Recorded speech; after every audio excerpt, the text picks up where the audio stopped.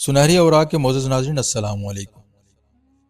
آج کی کہانی کسی عام بادشاہ کی نہیں بلکہ ایک ایسے فرعون صف شخص کی ہے جس نے اپنی طاقت کے نشے میں آ کر جنت بنانے کی کوشش کی۔ وہ سمجھتا تھا کہ دولت، فوج اور فن تعمیر کی مہارت سے وہ وہی کچھ حاصل کر سکتا ہے جو اللہ نے نیکوکاروں کے لیے آخرت میں تیار کیا ہے۔ لیکن کیا واقعی دنیا میں جنت بن سکتی ہے؟ کیا انسان اپنی غرور بھری خواہشات کو پورا کر سکتا ہے؟ اور اگر کوئی ایسا کرنے کی کوشش کرے تو اس کا انجام کیا ہوگا؟ جی ہاں، یہ کہانی ہے شداد بن عاد کی، جو عاد قوم کا حکمران تھا۔ عاد قوم خود بھی ایک قدیم اور طاقتور قوم تھی جس کا تذکرہ قرآن میں بھی موجود ہے۔ یہ قوم غیر معمولی جسمانی قوت رکھتی تھی اور دیو ہیکل عمارتیں بنانے میں ماہر تھی۔ لیکن جب اس قوم نے اللہ کی نافرمانی کی تو ان پر ایسا عذاب نازل ہوا جس نے ان کے تمام شہر اور محلات ریت کے ذروں میں بدل دیے۔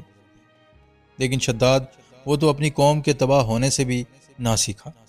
اس نے اپنے تکبر میں وہ فیصلہ کیا جو آج بھی انسانیت کے لیے ایک سبق بن کر زندہ ہے۔ یہ کہانی صرف شداد کی جنت کی نہیں بلکہ اس کے غرور، اس کی سرکشی اور اس کے المناک انجام کی بھی ہے۔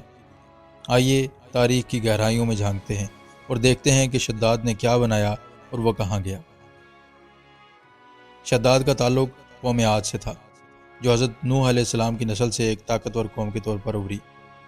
قوم عاد کا تذکرہ قرآن مجید میں بھی آیا ہے، جہاں انہیں ایک ایسی قوم کے طور پر پیش کیا گیا ہے جو اپنی جسمانی طاقت اور بے مثال تعمیراتی صلاحیتوں کی وجہ سے مشہور تھی۔ یہ قوم موجودہ جزیرہ عرب کے جنوبی علاقوں میں آباد تھی، خاص طور پر احقاف کے علاقے میں جو آج کل یمن اور عمان کے درمیان واقع ہے۔ ان کے شہر عالی شان ستونوں اور عظیم الشان عمارتوں سے مزین تھے، جن کا ذکر سورہ فجر میں بھی آیا ہے۔ کیا تم نے نہیں دیکھا کہ تمہارے رب نے عاد کے ساتھ کیا کیا؟ ستونوں والے ارم کے ساتھ اس کی مانند کوئی بستی زمین میں پیدا نہیں کی گئی۔ یہاں ارم سے مراد ان کا دارالحکومت تھا جو ستونوں والی شاندار عمارتوں سے سجا ہوا تھا۔ شداد اسی طاقتور قوم کا شہزادہ تھا اور بعد میں وہ اس قوم کا بادشاہ بھی بنا۔ وہ ایک انتہائی مغرور، ضدی اور سرکش انسان تھا۔ اس کے ذہن میں یہ بات بیٹھ چکی تھی کہ دنیا میں اس سے بڑا کوئی نہیں اور وہ جو چاہے کر سکتا ہے۔ شداد کے دل میں ایک عجیب خواہش نے جنم لیا۔ اس نے اپنے درباریوں اور وزیروں سے کہا، میں نے سنا ہے کہ اللہ ایک جنت بنانے والا ہے جس میں نہریں بہتی ہیں، سونے چاندی کے محل ہوں گے اور وہاں کوئی غم نہ ہوگا۔ میں ایسی ہی ایک جنت اس دنیا میں بناؤں گا تاکہ لوگ دیکھ سکیں کہ شداد کے پاس وہ طاقت ہے جو کسی اور کے پاس نہیں۔ یہ الفاظ اس کے تکبر اور سرکشی کی انتہا کو ظاہر کرتے تھے۔ اس نے فیصلہ کر لیا وہ اپنی جنت خود بنائے گا۔ شداد نے اپنی جنت بنانے کے لیے حکم جاری کیا کہ دنیا کے بہترین معماروں، سنگ تراشوں اور کاریگروں کو اکٹھا کیا جائے۔ اس نے اپنے وزیروں کو حکم دیا کہ وہ زمین کے بہترین ماہرین کو بلائیں، چاہے وہ کہیں بھی ہوں۔ روایات کے مطابق شداد کی جنت جنوبی عرب میں احقاف کے ریگستان میں بنائی گئی تھی۔ یہ وہی علاقہ ہے جہاں آج صرف صحرا اور ریت کے طوفان ہیں، لیکن ایک وقت میں یہاں سبزہ، کھجوروں کے باغات اور عظیم الشان محلات ہوا کرتے تھے۔ شداد نے حکم دیا کہ اس جنت کو بنانے کے لیے سونے، چاندی اور قیمتی جواہرات کا استعمال کیا جائے۔ ہر عمارت کے ستون خالص سونے کے بنائے گئے اور اس کے دروازے چاندی اور زمرد سے جڑے گئے۔ یہ جنت ایک عام شہر نہیں تھی بلکہ ایک ناقابل یقین تعمیراتی شاہکار تھی، جس میں خالص سونے کے محل، چاندی اور ہیرے جڑے ہوئے دروازے، بہتی ہوئی نہریں جن میں پانی کی جگہ خوشبودار مشروبات تھے، ہر طرف ہیرے، جواہرات اور قیمتی پتھر بکھرے ہوئے تھے، خوبصورت باغات جہاں نایاب پھل اگائے جاتے تھے، بہترین غلام، خادم اور محافظ شداد کے اشاروں پر چلتے تھے۔ شداد نے دنیا کے بہترین کاریگروں کو اس کام پر لگایا اور وہ خود روزانہ آ کر معائنے کرتا۔ کئی سالوں تک یہ تعمیر جاری رہی اور آخر کار شداد کی جنت مکمل ہو گئی۔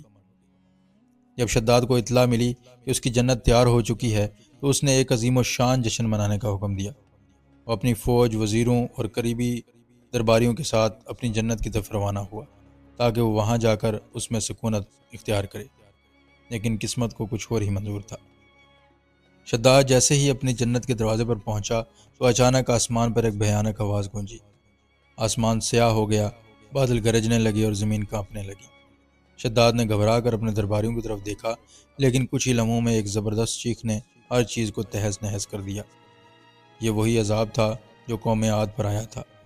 لیکن اس بار یہ صرف شداد اور اس کے درباریوں کے لیے تھا۔ کہا جاتا ہے کہ جب شداد نے اپنی جنت میں داخل ہونے کے لیے قدم بڑھایا تو اللہ کے حکم سے ایک بھیانک آسمانی آفت نازل ہوئی اور وہ اپنی جنت کو دیکھنے سے پہلے ہی ہلاک ہو گیا۔ اس کی جنت وہ بھی صحرا کی ریت میں دفن ہو گئی۔ شداد اپنی طاقت کے نشے میں چور تھا۔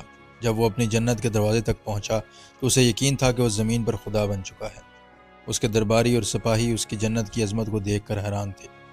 وہ سب خوشی سے جھوم رہے تھے کہ انہوں نے ایک ایسی جنت بنا لی ہے جو دنیا میں کسی نے نہیں دیکھی۔ لیکن عین اسی لمحے جب شداد اپنی جنت کے مرکزی دروازے سے اندر جانے ہی والا تھا، اچانک زمین تھر تھرانے لگی، آسمان پر کالے بادل چھا گئے اور تیز آندھی چلنے لگی۔ کچھ لمحوں میں ہی وہ آسمانی آفت نازل ہوئی جس کا ذکر تاریخ کے صفحات میں عبرت کے طور پر ملتا ہے۔ روایات میں آتا ہے کہ اس خوفناک عذاب کے دوران زمین بھی شدید زلزلے کی لپیٹ میں آ گئی اور شداد کی جنت سمیت وہ سارا شہر زمین میں دفن ہو گیا۔ کہا جاتا ہے کہ چند لمحوں کے اندر اندر ہی پوری جنت جو برسوں کی محنت سے بنائی گئی تھی صحرا کی ریت میں چھپ گئی اور اس کے نشانات بھی مٹ گئے۔ شداد خود بھی اس عذاب سے نہ بچ سکا۔ وہ اپنے شاہی تخت پر کھڑا چیختا رہا مگر اس کی ایک نہ سنی گئی۔ اس پر وہی عذاب آیا جسے اس نے ہمیشہ جھٹلایا۔ وہ وہیں کھڑے کھڑے زمین میں دھس گیا اور اس کا وجود بھی خاک میں مل گیا۔ وقت کے ساتھ ساتھ ہوا کے طوفانوں اور ریت کے طوفانوں نے اس جگہ کو مکمل طور پر چھپا دیا۔ کچھ روایات کے مطابق شداد کی جنت آج بھی جنوبی عرب کی کسی صحرائی علاقے میں دفن ہے، لیکن اللہ نے اس کے نشانات بھی تقریباً مٹا دیے ہیں تاکہ یہ دنیا کے لیے عبرت کا نمونہ بن جائے۔ کیا شداد کی جنت آج بھی موجود ہے؟ یہ سوال صدیوں سے تاریخ دانوں اور ماہرین آثار قدیمہ کے ذہنوں میں گردش کر رہا ہے۔ کیا شداد کی جنت واقعی زمین میں دفن ہو چکی ہے؟ کیا کوئی ایسا شہر آج بھی ہے کہیں؟ بہت سے قدیم عربی مورخین جیسے المسعودی اور ابن خلدون نے اپنی کتابوں میں شداد کی جنت کا ذکر کیا ہے۔ ان کے مطابق یہ شہر جنوبی عرب میں کہیں موجود ہے، لیکن وقت کے ساتھ ساتھ زمین نے اسے نگل لیا۔ 1990 کی دہائی میں ناسا کے مصنوعی سیاروں نے عمان کے صحرا میں چند ایسے نشانات دریافت کیے جو ممکنہ طور پر کسی قدیم شہر کے ہو سکتے تھے۔ ماہرین کا خیال تھا کہ یہ وہی ارم ذات المعاد ہو سکتا ہے جس کا ذکر قرآن میں ہے۔ اگر یہ واقعی ارم تھا تو ممکن ہے کہ یہ وہی جگہ ہو جہاں شداد نے اپنی جنت بنانے کی کوشش کی تھی۔ اگر شداد کی جنت کا کوئی نشان آج بھی موجود ہے تو وہ گہرے صحرا میں دفن ہوگا جہاں تک پہنچنا تقریباً ناممکن ہے، لیکن قرآن کے الفاظ ہمیں یہی بتاتے ہیں کہ اللہ نے اسے مٹا دیا تاکہ دنیا کے لیے عبرت کا نشان بن جائے۔ شداد کی کہانی صرف ایک تاریخی واقعہ نہیں بلکہ ایک ایسی حقیقت ہے جو آج ہمیں بہت سے سبق سکھاتی ہے۔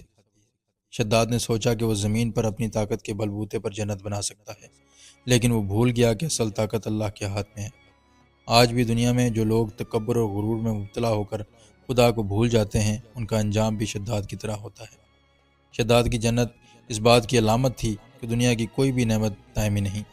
اگر اللہ کسی چیز کو مٹا دینا چاہے تو وہ چند لمحوں میں ختم ہو سکتی ہے۔